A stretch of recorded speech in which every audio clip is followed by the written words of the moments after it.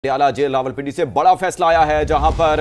बानी पीटीआई और बुशरा बीबी को 17 साल कैद की सजा हो गई है। बानी पीटीआई बुशरा बीबी को दफा 409 के तहत 10 साल कैद की सजा सुनाई गई है। बानी पीटीआई बुशरा बीबी को दफा 409 के तहत 10 साल की कैद सुनाई गई है। बानी और बुशरा बीबी को इंसदाद रिश्वत रसानी एक्ट के तहत 7 साल कैद की सजा सुनाई गई है। मुजरिमान को 1,64,05,000 रुपए फी कस जुर्माना भी अदा करना होगा। स्पेशल जज सेंट्रल शाहरुख अर्जमंद ने अडियाला जेल में समाअत की। आपको यहाँ अपडेट कर रहे हैं कि अडियाला जेल रावलपिंडी तोशाखाना 2 केस का फैसला सुना दिया गया है। बानी पीटीआई और बुशरा बीबी को मजमूई तौर पर 17 साल की कैद सजा सुना दी गई है। बानी पीटीआई बुशरा बीबी को दफा 409 के तहत 10 साल कैद की सजा सुना दी गई है। बानी और बुशरा बीबी को इंसदाद रिश्वत रसानी एक्ट के तहत 7 साल कैद की सजा सुनाई गई है। इसी पर तफसील जान लेते हैं, हमारे नुमाइंदे यासिर हकीम हमारे साथ मौजूद है। यासिर, बताइएगा फैसले में मजीद क्या कहा गया है? देखिए, दोनों मुल्जमान को अदालत ने अपने फैसला में मुजरम करार दिया और वाज़ेह तौर पर अपने शॉर्ट ऑर्डर में लिखा है कि दोनों मुल्जमान के खिलाफ इस्तगासा अपने ठोस शवाहिद के तहत इनके खिलाफ जुर्म साबित करने में कामयाब रहा है और मुल्जमान इस्तगासा के ठोस की शवाहिद की कोई तरदीद साबित नहीं कर सके। इसलिए दोनों मुल्जमान को मुजरम करार देते हुए उन्हें सजा सुनाई गई है। दफा 409 के तहत इमरान खान और उनकी अहलिया बुशरा बीबी को मुजरम करार देते हुए 10 साल कैद की सजा सुनाई गई कि इंसदाद रिश्वत रसानी एक्ट 1947 के तहत दोनों को मुजरम करार देते हुए 7 साल कैद की सजा सुनाई गई। दोनों मुल्जमान को मजमूई तौर पर 3 करोड़ 15 लाख रुपए 3.5 करोड़ रुपए के तकरीबन जुर्माना किया गया और दोनों मुल्जमान को अदम अदायगी जुर्माना पर मजीद 6 माह कैद काटने का हुक्म भी दिया गया। अदालत ने अपने शॉर्ट ऑर्डर में यह भी तहरीर किया कि दोनों इमरान खान की उम्र ज्यादा होने और बुशरा बीबी के खातून होने का बेनिफिट उन्हें देते हुए इनको कम सजा दी गई और इनकी अरसा हवालात को भी इनकी सजा में शामिल करने का हुक्म दिया गया। ये फैसला सुनाने के बाद फाजल जज जो है वो आपसे चंद लम्हे कबल यहाँ अडियाला जेल से वापस रवाना हो गए। जी अच्छा यासिर, ये कहिएगा कि जब ये फैसला सुनाया गया तो कमरा अदालत में कौन कौन मौजूद था और बानी पीटीआई और बुशरा बीबी की जानिब से कौन मौजूद था या वो खुद मौजूद थे? देखिए, दोनों मुल्जमान को फैसला सुनाने के लिए अदालत में लाया गया और इनके वकील जो थे अरशद तबरेज वो भी अदालत में मौजूद थे, जिसके बाद फाजल अदालत ने दोनों मुल्जमान को बुलाया, लेकिन दोनों मुल्जमान ने सामने आने से इनकार किया, जिसके बाद इनके वकील को तलब करते हुए उनके सामने ये फैसला सुनाया गया। और ये फैसला सुनाने के बाद जब फाजल जज वहाँ से रवाना हुए तो उसके बाद बानी पीटीआई ने खुद जो है वो बाकायदा तौर पर अदालती अमले से रोक कर इस फैसले के हवाले से तमाम तर तफसीलात हासिल की। फैसला सुनाने के बाद इनके बाकी वकला जो लीडिंग कौंसल थे वो भी वहाँ पर पहुंचे मामून वकला के साथ, जिसके बाद फाजल जज वहाँ कमरा अदालत से रवाना हो गए। बुनियादी तौर पर ये रेफरेंस गुज़श्ता साल फाइल किया गया था, जब ये केस रेफरेंस खत्म होने के बाद इसे FIA के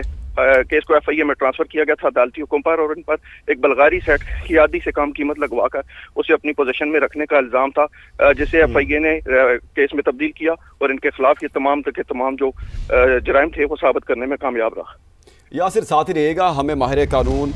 साजिद भट्टी साहब ज्वाइन कर चुके हैं। साजिद भट्टी साहब, तमाम तर आपने तफसील सुनी है इस फैसले की कि जो मुल्जिमान थे वो अदालत में आए लेकिन उन्होंने सामने आने से इनकार किया और उनके जो वकला थे वो वहाँ पर मौजूद थे। इस सारी चीज़ों को आप किस तरह देखते हैं कानूनी तौर पर?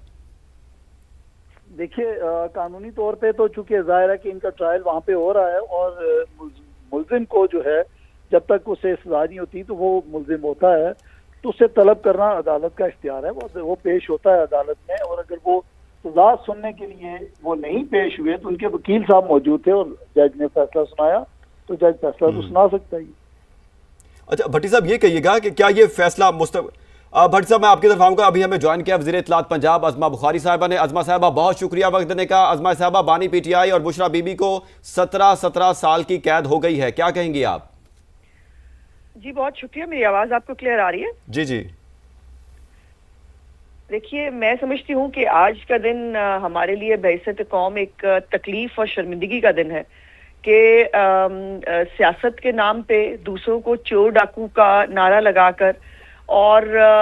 इस मुल्क के अंदर ऐसे लोग इक़्तिदार की मसनद तक पहुंचे जिनका टोटल मकसद जो है वो सियासत करने का ये हीरे इकट्ठे करना था और चोर दरवाजों से पैसे इकट्ठे करना था। یہ جو فیصلہ آج آیا ہے یہ آنکھیں کھول دینے کے لیے کافی ہونا چاہیے ان لوگوں کے لیے جو اس جیسے شخص کو جو ہے وہ صادق اور امین کہتے رہے،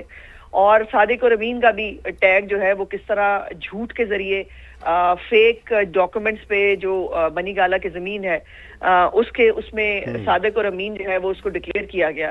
اور اتنے ہوش ربا انکشافات ہیں اس فیصلے کے ذریعے جو ہم تک پہنچے ہیں کہ پہلے جو اپنے آپ کو بہت ایلیویٹ کیا گیا یہ کہہ کے کہ جی میں تو توشہ خانہ کے رولز بدل رہا ہوں اور اب تو 50% سے جو ہے وہ پیمنٹ کرنی ہوگی توشہ خانہ کا کوئی گفٹ رکھنے کے لیے، اور عالم یہ ہے کہ اس کو انڈر انوائسنگ کی گئی، اس کی قیمت کم کی گئی اور 7 کروڑ روپے کے سیٹ کی قیمت 58 لاکھ روپے لگائی گئی۔ بددیانتی اور اس سے بڑی 2 نمبری جو ہے وہ ہو نہیں سکتی، لیکن جن کو زکوٰۃ اور خیرات کھانے کی پرانی عادت پڑی ہوئی ہو ان کے لیے توشہ خانہ تو کوئی چیز ہی نہیں ہے۔ اگر کسی کو جو چیریٹی کے پیسے جو ہے وہ انویسٹ کر کے آف شور کمپنیاں بنا سکتا تھا، جو فورن فنڈنگ کر کے پارٹی چلا سکتا تھا، اس نے اقتدار میں آ کر ہیروں کا کاروباری تو کرنا تھا۔ اور وہ آپ کو آڈیو بھی یاد ہوگی بشرا بی بی کی، جس میں وہ کہہ رہی تھی کہ جو وہاں سے توشہ خانہ سے چیزیں آئی ہیں اس کا ریکارڈ نہیں رکھتے باہر، اس کو جو ہے خاموشی سے اندر آنے دیتے ہیں، اور ہم پہ ٹرسٹ کر کے جو ہے وہ پی ایم آفس کے سٹاف نے یہ سارا سامان اندر پہنچایا ہے۔ یہ تو مطلب دیکھیے سیاسی لوگوں کے اوپر خاص طور پہ یہ شخص اور اس کی پارٹی چور ڈاکو کہہ کر جو ہے وہ میری لیڈرشپ کے اوپر الزامات لگاتی رہی، اور وہ الزامات لگاتی رہی جو آج تک کبھی ثابت نہیں ہوئے۔ اگر بیٹے سے خیالی تنخواہ لینے کے اوپر جو ہے میاں نواز شریف صاحب کو جو ہے وہ میڈیا ٹرائل بھی بھگتنا پڑا، ان کو جو یہ کرتا رہا خود ان کے ساتھ ساری زندگی، ان کو ایک چور ڈاکو کا اس نے لیبل دینے کی کوشش کی۔ آج اللہ پاک کا یہ انصاف ہے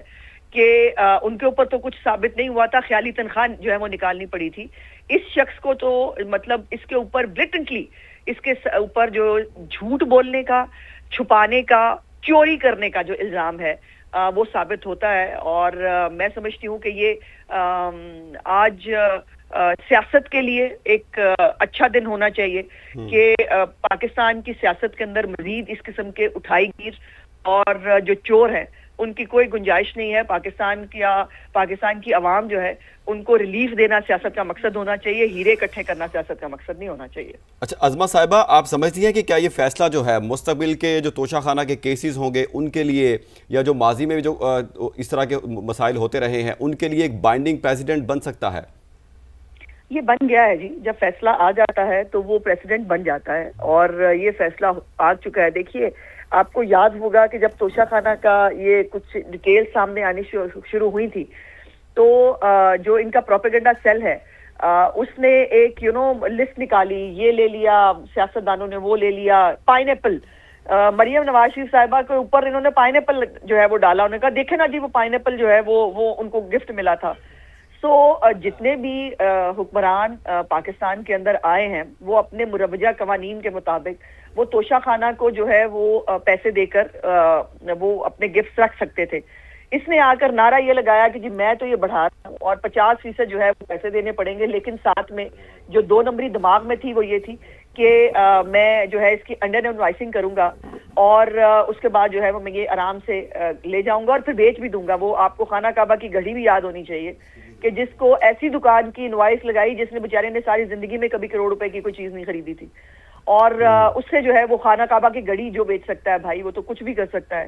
اور یہ جو اب تو جو مسلم لیگ نون کی گورنمنٹ کا جو اس وقت رولز پروسیجر جو بنائے ہیں وزیر اعظم شہباز شریف صاحب نے، اس کے مطابق کوئی بھی گفٹ جو ہے وہ گھر نہیں لے جایا جا سکتا، اور پرائم منسٹر آف پاکستان کو بھی جو گفٹ ملتے ہیں وہ پرائم منسٹر ہاؤس میں ڈسپلے ہو رہے ہیں اور وہ وہاں موجود ہیں، کوئی جو ہے اس کو خود رکھ نہیں سکتا۔ اور یہ شاید یہ ہمیں اس چور کو سمجھنے کے بعد جو ہے وہ توشہ خانہ کے جو یہ اقدامات ہیں وہ لینے اب اور بھی ضروری ہو گئے تھے۔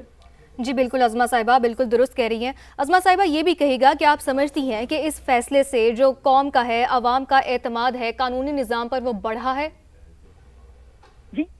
یہ قانون کی نظر میں سب برابر ہیں، یہ جو ہے یہ صرف کہا نہیں جانا چاہیے، اس کو نظر آنا چاہیے۔ اگر ایک اس وقت اڈیالہ کے اندر جو کوئی چور چھوٹا موٹا جس نے کوئی بکری چوری کی ہوگی، جس نے جو ہے وہ کوئی چھوٹی موٹی چوری کہیں کسی دکان پہ کی ہوگی، اگر وہ جو ہے وہ سزا کاٹ سکتا ہے، اس کو سزا ہو سکتی ہے، تو ہیروں کا کاروبار ایک اقتدار میں ہوتے ہوئے اگر ایک بنٹی ببلی کی جوڑی کرے گی تو اس کو سزا کیسے نہیں ہونی چاہیے ہوتی، اور اس کو جو ہے اس کو کیوں نہ پوچھا جانا چاہیے، بلکہ جو حکمران ہے